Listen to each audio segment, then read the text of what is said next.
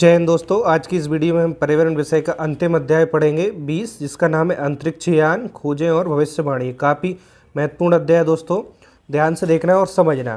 देखिए, पर्यावरण विषय में कंप्लीट आपके 20 अध्याय जो विषय के हैं और बाकी कुछ अध्याय इसमें पेडागॉजी के हैं। तो पेडागॉजी के मैं आपके लिए 4 से 5 वीडियोज़ MCQs की जो मोस्ट इम्पोर्टेंट हैं वो डाल दूँगा, जिससे आपकी पर्यावरण की पेडागॉजी भी कंप्लीट हो जाएगी। तो आज हमारा अंतिम अध्याय है विषय का, तो यहाँ पे हमारा विषय कंप्लीट हो जाएगा। इसके बाद हम नेक्स्ट विषय चाइल्ड डेवलपमेंट, जिसको हिंदी में बाल विकास कहते हैं, उसको पढ़ना स्टार्ट करेंगे। चलिए हम इसमें स्टार्ट करते हैं। सिलेबस कवरेज देखिए, सिलेबस कवरेज में पढ़ेंगे अंतरिक्ष यान, अंतरिक्ष खोजों के बारे में देखेंगे, विश्व के जो प्रमुख अंतरिक्ष यान हैं और उपग्रह, इसके विषय में पढ़ेंगे। अंतरिक्ष की जो वेधशाला है, अंतरिक्ष में कुछ शालाएँ यहाँ पे दूरबीन के माध्यम से स्थापित की गई, दूरबीन एक तरह की रहती है, तो वो यहाँ पे अंतरिक्ष में स्थापित की गई, जिससे कि वहाँ पे रिसर्च किया जाए ना। अंतरिक्ष में जो और क्या क्या भविष्यवाणी है, इनके बारे में हम इस अध्याय में कंप्लीट पढ़ेंगे। यदि आपने वीडियो को जल्दी से लाइक शेयर नहीं किया, जल्दी से लाइक शेयर कर दीजिए। इसके बाद हम आगे बढ़ते हैं और ध्यान से देखना दोस्तों, काफ़ी इंटरेस्टिंग अध्याय है और काफ़ी क्वेश्चन इस अध्याय से पूछे जाएंगे परीक्षा में, और इसके अंत में मैं इसके MCQs भी सॉल्व कराऊँगा। तो बहुत ही महत्वपूर्ण अध्याय है। चलिए पहली हेडिंग की ओर आगे बढ़ते हैं। देखिए, यहाँ पर अंतरिक्ष यान की बात करें।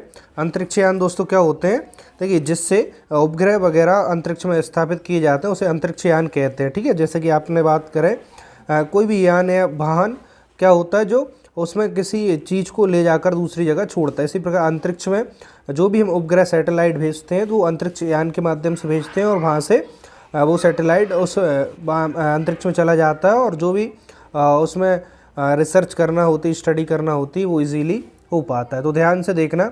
इसके विषय में बात करें, अंतरिक्ष यान 1960 से 1970 के जो दशक है, इसमें भारतीय अंतरिक्ष यानों के निर्माण की जो प्रक्रिया है वो आरंभ हुई। कब? 1960 से 70 के दशक में जो अंतरिक्ष में यान है, इनके निर्माण की प्रक्रिया आरंभ हुई।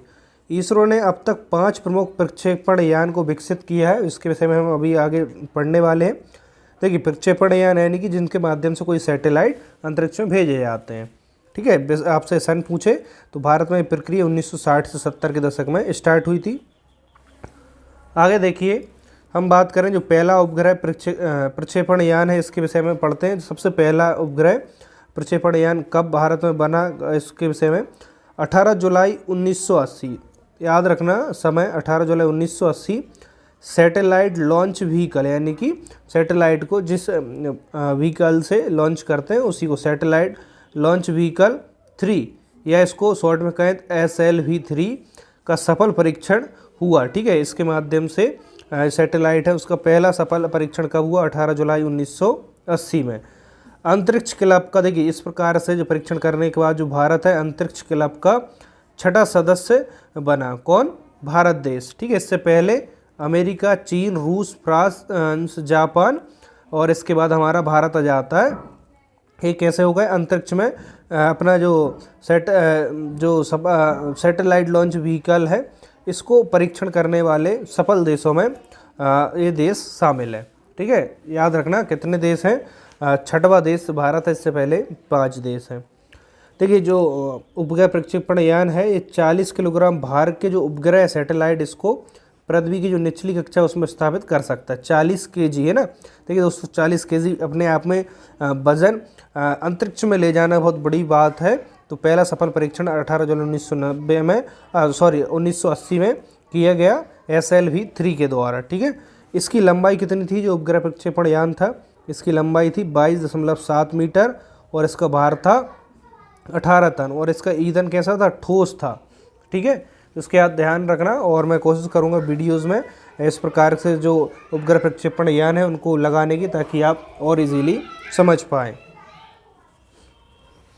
चलिए आगे देखिए, जो दूसरा हमारा है संवर्धित उपग्रह प्रक्षेपण यान। संवर्धित, इसका मतलब क्या होता है? यानी कि उससे थोड़ा सा एडवांस, इसका इंग्लिश में नाम देगा एडवांस सैटेलाइट लॉन्च व्हीकल, इसको शॉर्ट में ASLV कहा गया। एक कैसा है?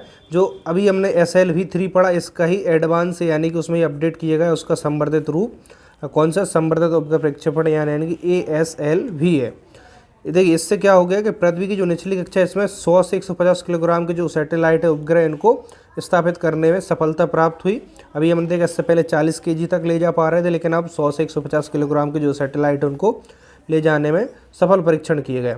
जो हमारा लॉन्च व्हीकल है सैटेलाइट का, इसकी लंबाई अब कितनी हो गई, 23.8 मीटर इसकी लंबाई और वजन इसका 39 यानी 39 टन इसका वजन था। ठीक है दोस्तों, याद रखना, ऐसा परीक्षा में प्रश्न आ सकते हैं। चलिए मैं जल्दी से यहाँ पे आपके लिए बता देता हूँ। बहुत से बच्चे ऑनलाइन टेस्ट सीरीज़ के विषय में अभी भी कमेंट्स करके पूछते हैं, तो पोस्टर में दिख रहा है आपके लिए। एमपी परीक्षा पर जाकर आप ऑनलाइन टेस्ट सीरीज़ लगा सकते हैं वर्ग 3 की। यहाँ पर आप उदय 50 करके कोड यूज़ करेंगे तो जो 299 टेस्ट सीरीज़ है आपको 50% डिस्काउंट के साथ 149 रुपये मिल जाएगी। एग्ज़ाम से पहले आपको ज़रूर लगाना चाहिए, इससे बेनिफिट आपको एग्ज़ाम में मिलेगा। ठीक है, चलिए इसके बाद हम आगे बढ़ते हैं। यहाँ पर देखिए ध्रुवीय उपग्रह प्रक्षेपण यान की ओर। देखिए इसमें क्या है, ध्यान से समझना।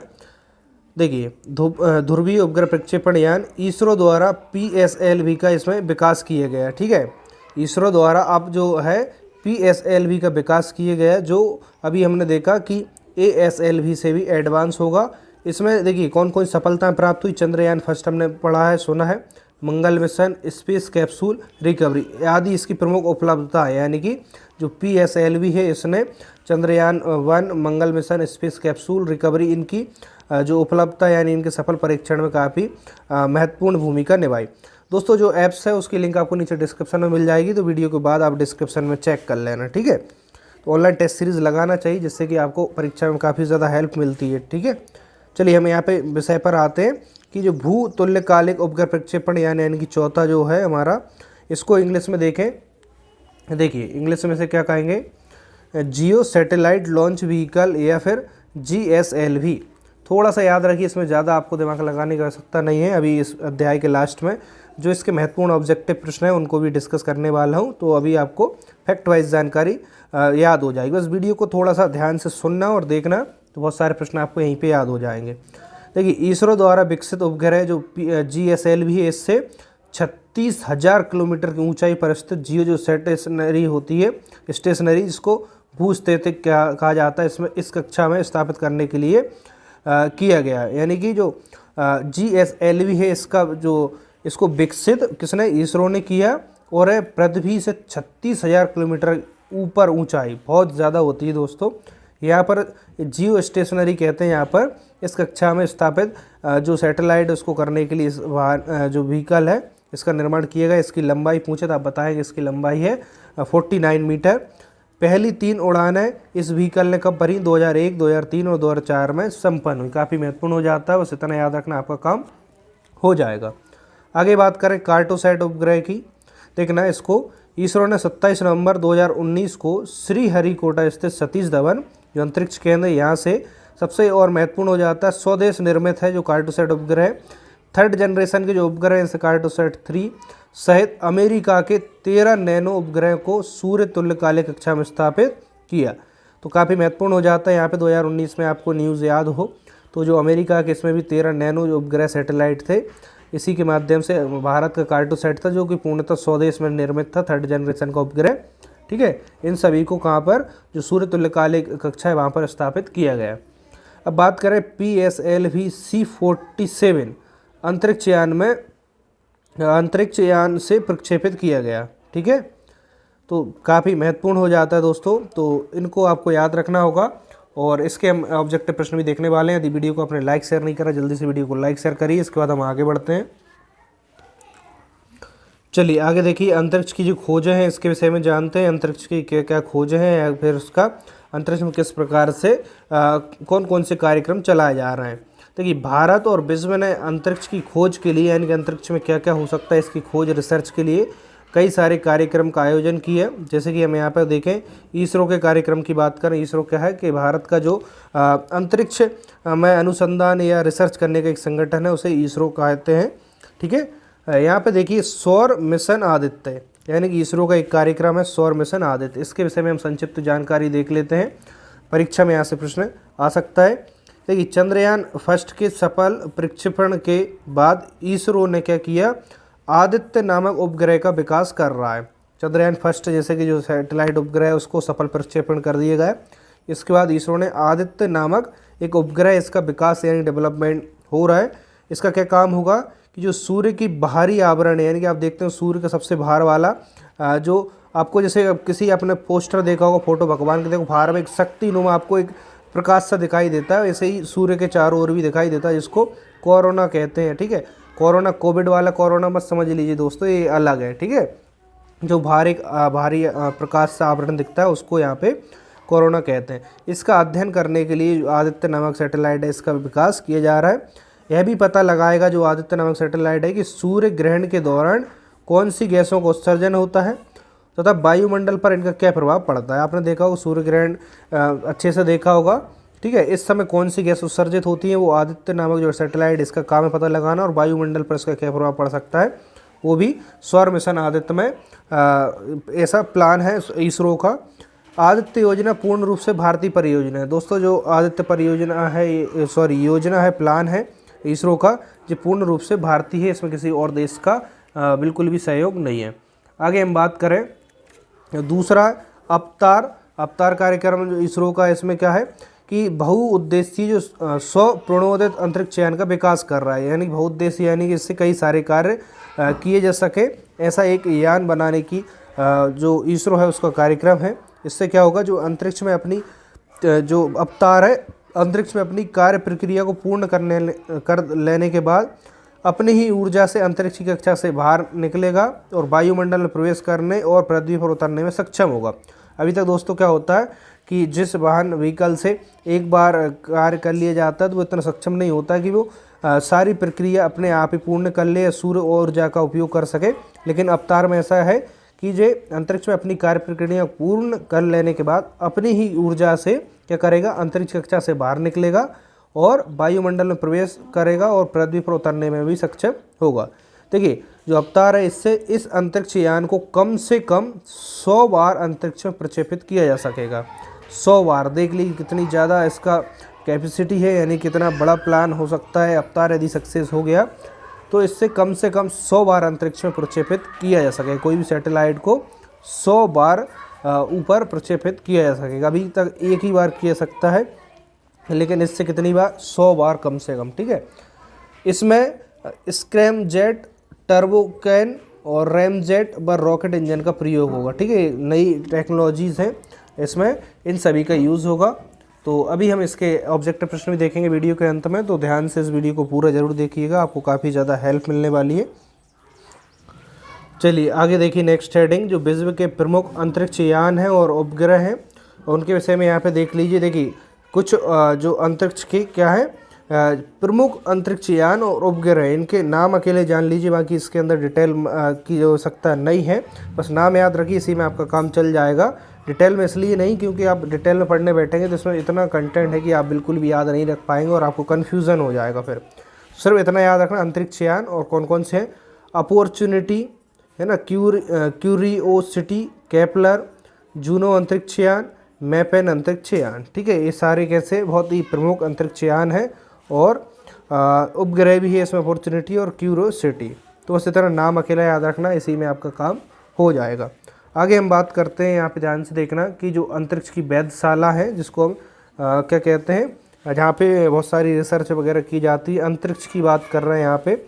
तो अंतरिक्ष में ये वेधशाला उपग्रहों के रूप में अंतरिक्ष में स्थापित की जाती है, यानी कोई सैटेलाइट होता है उसको अंतरिक्ष में स्थापित कर दिया जाता है और वहाँ से फिर जो ग्राफिक्स है या फिर कुछ इन्फॉर्मेशन है वो टेक्नोलॉजी के माध्यम से प्राप्त की जाती है, फिर उसकी स्टडी की जाती है ताकि वहाँ पे जो संभावना है उनको तराशा जा सके और क्या क्या अपॉर्चुनिटी यहाँ पे हो सकती है। हमें यहाँ पे देख रहे हैं जो हब्बल अंतरिक्ष वेधशाला, इसके विषय में देख लीजिए, जो महत्वपूर्ण है उस वेधशाला के विषय में थोड़ी सी जानकारी हम देख लेते हैं। हब्बल जो अंतरिक्ष वेधशाला है पहली अंतरिक्ष की वेधशाला है जिसमें अंतरिक्ष में स्थापित की गई।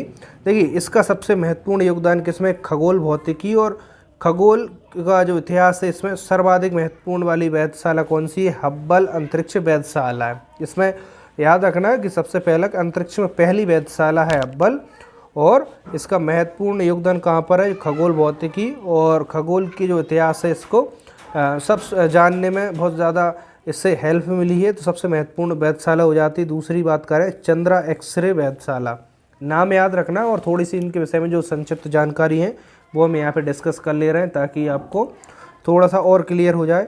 ब्रह्मांड के एक्सरे स्रोतों को पकड़ने के लिए, ठीक है, चंद्रा एक्सरे वेधशाला को अंतरिक्ष में प्रक्षेपित किया गया, यानी कि उसको स्थापित किया गया। सबसे पहले यहाँ पे देखिए चंद्रा नाम है इसका वेधशाला का, वो किस प्रकार से पड़ा, तो भारतीय मूल के एक प्रसिद्ध वैज्ञानिक है सुब्रमण्यम चंद्रशेखर, इन्हीं के सम्मान में इसको चंद्रा के सम्मान में इसको नाम रखा गया, ठीक है, चंद्रा एक्सरे वेधशाला, यानी कि जो वैज्ञानिक सुब्रमण्यम चंद्रशेखर, इन्हीं के सम्मान में चंद्रा नाम इसको दिया गया। आगे हम बात करें कि यह दूरबीन किसी अन्य एक्सरे से दूरबीन की तुलना में लगभग कितना 30 गुना अधिक सेंसिटिव है। दोस्तों जैसे आपने दूरबीन देखी होंगी, लेकिन जो एक दूरबीन होती है आपने हो सकता है उतनी अच्छी वो दूरबीन ना देखी हो, लेकिन यहाँ पे जिस दूरबीन की यहाँ पे बात की जा रही है जिसको स्टडी के लिए यूज़ किया जाता है, तो खगोल विज्ञान में खास करके, तो उससे भी यह लगभग कितना 30 गुना अधिक सेंसिटिव है। जो चंद्रा दूरबीनी है एक सैटेलाइट जिसको अंतरिक्ष में स्थापित किया गया। कुछ अन्य वेधशाला इसके सिर्फ नाम अकेले जान लीजिए, एस्ट्रोसैट, जेम्स वेब स्पेस और टेलीस्कोप, ठीक है, बस इतना याद रखना, ज़्यादा आप कंफ्यूज होंगे तो अनावश्यक चीज़ों को आप बिल्कुल भी इकट्ठा न करें। और चूंकि अब आपके पास परीक्षा नज़दीक है तो आपको बिल्कुल फैक्ट वाइज जानकारी लेना होगी। चलिए हम आगे बढ़ते हैं। देखिए जो अंतरिक्ष है इसके विषय में क्या क्या भविष्यवाणी की जा रही है या फिर इसमें क्या क्या संभावना है, इसके विषय में थोड़ी सी जानकारी देख लीजिए। नासा क्या है, एक अमेरिका की एजेंसी है जो अंतरिक्ष में अपना शोध करती है, और इसरो हमारी भारत की एजेंसी है जो अंतरिक्ष विषय में शोध करती है, रिसर्च करती है, ठीक है। नासा और अंतरिक्ष एजेंसियाँ हैं द्वारा अंतरिक्ष में जो प्रक्षेपित टेलीस्कोपों की सहायता से महत्वपूर्ण खोजों और भविष्य अंतरिक्ष प्रौद्योगिकी को दिशा दी जा रही है। यहाँ पर क्या बहुत सारे टेलीस्कोप को प्रक्षेपित किया जा चुका है, जिससे कि वहाँ पर खोज वगैरह अभी जारी है निरंतर, और यहाँ पर भविष्य में जो भी बहुत सारी टेक्नोलॉजीज़ हैं, प्रौद्योगिकी है, इसको किस प्रकार से और इम्प्रूव किया जा सकता है और वहाँ पर क्या क्या संभावना है, इसके विषय में यहाँ पर दिशा दी जा रही है। अब हम यहाँ पे बात करें दोस्तों इसके विषय में, देखिए अभी जो 4 फरवरी का न्यूज़पेपर है उसको उठा के देखना थोड़ा सा, जिसमें चंद्रयान के बारे में है, तो आपको थोड़ा सा करंट अफेयर भी याद रखना चाहिए, तो आपके नॉलेज के पर्पज़ से भी महत्वपूर्ण हो जाता है, और हो सकता है आपकी परीक्षा में ना आए लेकिन एक दूसरे से लिंकअप चीज़ें होती हैं, तो न्यूज़पेपर तो आपको वैसे भी रेगुलर पढ़ना चाहिए। अब यहाँ पे देखिए जो है चंद्रयान 3 की बात करें, अगस्त 2022 में प्रक्षेपित होगा चंद्रयान 3, ठीक है। चंद्रयान 2 हमने देखा था थोड़े समय पहले, 1-2 साल पहले, उसको थोड़ी सी सफलता उसके दूर थी, यानी कि वहाँ जाकर कनेक्शन कट हो गया था, इस वजह से बहुत सारी हमें जो जानकारी वो उपलब्ध नहीं हो पाई, लेकिन उसी को अपडेट करते चंद्रयान 3 में बहुत सारी चीज़ें इम्प्रूव की गई, जिससे कि इसको आसानी से इसका जो एक लैंडर होता है, एक रोवर होता है, जिसको आपने न्यूज़ में उस समय देखा होगा, ठीक है दोस्तों। यही सारी जानकारी थी इस अध्याय में, इस अध्याय को हमने कंप्लीट पढ़ लिया है। अब थोड़ी सी महत्वपूर्ण जानकारी देख लीजिए, चूँकि हमारा पर्यावरण जो सब्जेक्ट है वो कंप्लीट होता है यहाँ पर, तो वीडियो को लाइक जरूर कर देना इसी बात पर। अब यहाँ पर बात आती है पर्यावरण पेडागोजी, बहुत सारे बच्चे कमेंट्स कर रहे हैं सर पर्यावरण पेडागोजी को, तो देखिए दोस्तों अब चूंकि आपके पास समय कम है, परीक्षा आपके नज़दीक है, तो 4 से जो 5 वीडियोज़ होंगी MCQs की, जो महत्वपूर्ण MCQs होंगे और जिसमें कुछ ऐसी इन्फॉर्मेशन होगी डिस्कस करने वाली, तो मैं MCQs के माध्यम से ही आपको डिस्कस कर दूँगा। तो ये 4 से 5 वीडियो आपकी पेडागोजी कंप्लीट हो जाएगी, लेकिन इसको मैं साइड क्लास के तौर पे यहाँ पे वीडियोस अपलोड कर दूँगा। अब आपकी जो है पर्यावरण की क्लास कंप्लीट हो जाएंगी। अब आप थोड़ा सा मुझे समय बता दीजिए, नहीं या तो morning as a test time में रहने देंगे, उसी समय पर हम जो बाल विकास सबसे महत्वपूर्ण जो सब्जेक्ट है आपका, उसको पढ़ने वाले हैं, काफ़ी अच्छे से डिटेल में पढ़ेंगे, और उसकी जो पेडागोजी है दोस्तों, उसी में हम सारे सब्जेक्ट की कॉमन पेडागोजी को पढ़ेंगे, क्योंकि जो आपके 5 सब्जेक्ट हैं सभी में पेडागोजी सेम ही है, उसमें सिमिलर क्वेश्चन आते हैं जो वैज्ञानिक हैं उनसे लेकर और जो मनोवैज्ञानिक है उनको लेकर। तो बस 1-2 चैप्टर गणित के अलग हैं, तो मैं गणित की पेडागोजी ऑलरेडी पढ़ा चुका हूँ, तो उसको भी देख लेना, आपको काफ़ी हेल्प मिलेगी। तो आप थोड़ा सा रेडी हो जाइए, हम पढ़ने वाले हैं। तो पहले इसके ऑब्जेक्टिव और डिस्कस कर लेते हैं इस अध्याय के जो महत्वपूर्ण है। तो चलिए हम आगे बढ़ते हैं यहाँ पे। अब देखिए यहाँ पर जो अंतरिक्ष यान है, यहाँ पे गलत लिखा है मान, तो इससे कैसे प्रश्न आएंगे आपके परीक्षा में, देखना काफ़ी महत्वपूर्ण है दोस्तों, ध्यान से सुनना और समझना है। तो बहुत सारे क्वेश्चन तो आपको यही याद हो जाएंगे कि भारतीय अंतरिक्ष अनुसंधान संगठन अब तक कितने प्रक्षेपण यान विकसित कर चुका है। ठीक है, इसके विषय में हमने पढ़ा है कितने 3, 4, 5 और 7। तो आपको इसका उत्तर बताना है कौन सा राइट होगा। तो मैंने बताया था इसका कितना 5 होगा। ठीक है, आगे बढ़ते हैं। किस वर्ष भारत ने SLV-3 सैटेलाइट लॉन्च व्हीकल को अंतरिक्ष में प्रक्षेपित किया था? तो SLV-3 कब लॉन्च किया गया था? तो 1950, 60, 70 और 80। तो इसका उत्तर क्या होगा? इसका उत्तर होगा डी 1980। ठीक है, आगे बात करते हैं। SLV-3 प्रक्षेपित करने के बाद भारत अंतरिक्ष क्लब का कौन सा सदस्य बना था? तृतीय, चतुर्थ, पंचम, छठा। तो इसके विषय में मैंने आपको पढ़ाया है ना, तो सारी जानकारी आपको पता होना चाहिए। तो छठा देश भारत बना था। ठीक है, इससे देखिए अगला प्रश्न बढ़ते हैं। SLV-3 प्रक्षेपित यान से किस प्रकार के ईंधन का प्रयोग किया गया था? ठोस, द्रव्य, गैस, ये सभी। तो इसको मैंने बताया है। तो इसमें कैसा ठोस ईंधन का उपयोग किया गया था। ठीक है, आगे बढ़ते हैं। ASLV यानी कि एडवांस सैटेलाइट लॉन्च व्हीकल किसका संवर्धित रूप है? तो हमने इसको पढ़ा है और मैंने आपको बताया था। तो SLV-3 का ही आगे अपडेट वर्जन है, यानी कि इसको और इम्प्रूव किया गया था। आगे देखिए, SLV कितने चरणों वाला प्रक्षेपण यान था? तो इसमें चरण होते हैं दोस्तों कि देखिए सैटेलाइट का, कि इस सैटेलाइट को यहाँ तक पहुँचाना, फिर अगला उसका इंजन काम करेगा, फिर ईंधन, इस प्रकार से कुछ चरण होते हैं। तो SLV में कितने चरण है उसी के विषय में यहाँ पे बात कर रहा है। तो उसके याद रखने, इसमें कुल 5 चरण होते हैं, सी वाला। स्वांस उपग्रह को किस प्रक्षेपण यान से सफलतापूर्वक पृथ्वी की निचली जो कक्षा है में प्रक्षेपित किया गया था? तो 4 आपके सामने यहाँ पे इस प्रकार से ही विकल्प परीक्षा में होंगे। इसका उत्तर क्या होगा?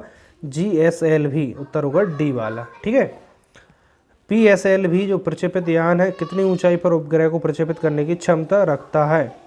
तो कितनी ऊंचाई पर सैटेलाइट को स्थापित करने की क्षमता रखता है? तो ये 900 किलोमीटर की ऊंचाई होगी। ठीक है, अगला प्रश्न की ओर बढ़ें। PSLV के द्वारा कौन से उपग्रह प्रक्षेपित किए गए हैं? चंद्रयान, मंगल मिशन, स्पेस कैप्सूल और ये सभी। तो देखिए हमने डिस्कस किया था इसके विषय में कि जो PSLV इसके द्वारा चंद्रयान, मंगल मिशन, स्पेस कैप्सूल इन सब में सफलता प्राप्त हुई। उत्तर होगा डी वाला।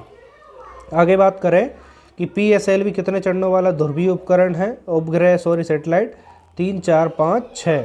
इसका उत्तर क्या होगा दोस्तों? इसका उत्तर होगा 4। ये 4 चरण में कंप्लीट सैटेलाइट को स्थापित करता है। चलिए यहाँ पे हम अगले प्रश्न की ओर आगे बढ़ते हैं। GSLV यानी कि जियो सैटेलाइट लॉन्च व्हीकल कितनी दूरी पर उपग्रह को प्रक्षेपित कर सकता है? 4 उत्तर आपके सामने है। इसका उत्तर क्या होगा जल्दी से आप नीचे कमेंट से बताइएगा, क्या होगा इसका उत्तर। चलिए थोड़ा सा आपको समय देते हैं, आप इसका उत्तर बताइए। जो GSLV है ना, कितनी दूरी पर उपग्रह को प्रक्षेपित कर सकता है? तो ऑप्शन आपके सामने है 2300 किलोमीटर, 2400, 3000 किलोमीटर और 3600 किलोमीटर। तो ये लगभग कितना 3600 किलोमीटर तक इसको प्रक्षेपित कर सकता है। GSLV की प्रथम उड़ान किस वर्ष संपन्न हुई थी दोस्तों? तो इसकी जो पहली उड़ान है, या फिर पहली उड़ान के बारे में पूछा प्रथम, तो 2001 में संपन्न हुई थी। आगे हम बात करें कि GSLV प्रक्षेपण यान ने अपनी किस उड़ान में क्या है एडूसैट को भू समस्थानिक कक्षा में स्थापित किया था? पहली, दूसरी, तीसरी और चौथी। तो कौन सी उड़ान में उसने सैटेलाइट को, जो हमारा एडूसैट है, इसको स्थापित किया था? तो तीसरी उड़ान में। उत्तर होगा सी वाला। आगे बात करें कि GSLV में ठोस प्रणोदक के रूप में किसका उपयोग किया जाता है? तो काफ़ी महत्वपूर्ण हो जाता है यहाँ पे, तो देख लेना, आपको फैक्ट वाइज जानकारी मिल जाएगी यहाँ पे ध्यान से। तो इसका उत्तर है हाइड्रोफ्लिक्स टर्मिनेट पॉलीब्यूटाडाइन। तो उत्तर बी होगा। अगला प्रश्न की ओर आगे बढ़े। GSLV का कौन सा चरण क्रोमोजेनिक इंजन पर आधारित है? तो कौन सा चरण? पहला, दूसरा, तीसरा और चौथा। तो इसका उत्तर क्या होगा? इसका होगा तीसरा। इसके तीसरे चरण में क्रोमोजेनिक इंजन का यूज़ किया गया है। अगला प्रश्न है GSLV का प्रथम संस्करण कौन सा था? तो देखिए इसको थोड़ा सा ध्यान से समझना। GSLV जो है इसका प्रथम संस्करण, इसका पहला वर्जन जिसको हम कह सकते हैं, वो कब कौन सा था? तो आप बताएंगे, याद रखना GSLV MK सेकेंड। ठीक है, अगला है GSLV मार्क थर्ड को अन्य किस नाम से जाना जाता है? इसको और किस नाम से जाना जाता है? Fat man, fat boy, fat baby, ये सभी। तो इसका उत्तर क्या होगा दोस्तों? इसका होगा फैट बॉय। इसको फैट बॉय के नाम से भी जाना जाता है। अगला है भारत ने GSLV मार्क थर्ड का सफल प्रक्षेपण किस वर्ष किया था? 11, 12, 2014, 2016। तो इसका उत्तर क्या होगा? इसका होगा 2014। GSLV मार्क 3 है, इसका सफल प्रक्षेपण 2014 में किया गया था।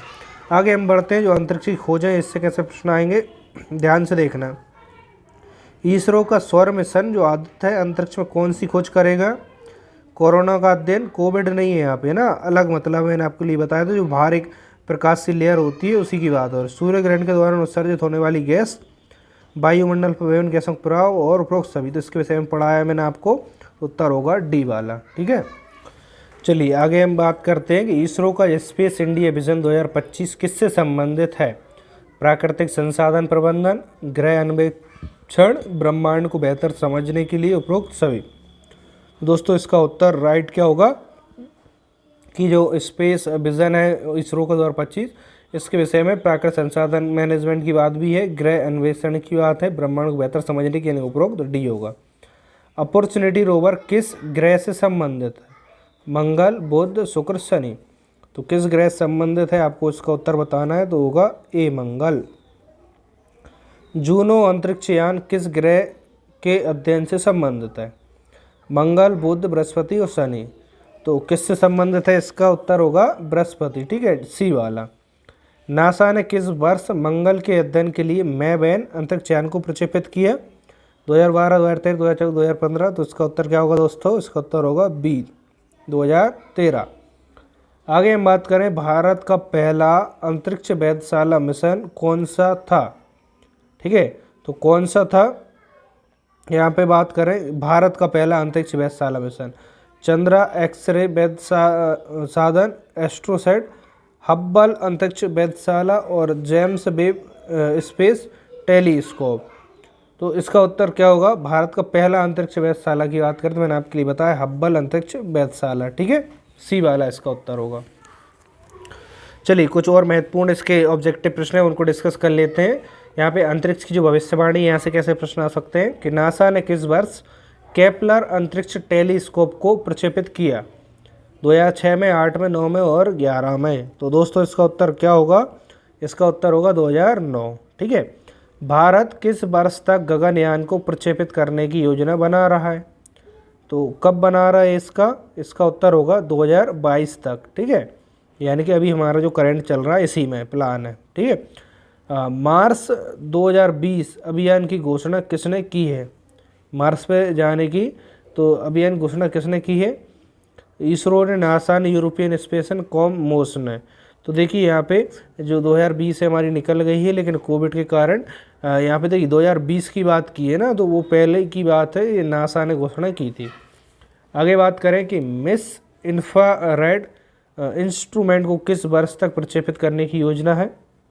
तो दोस्तों 2021, 22, 24, 25। तो उत्तर होगा ए।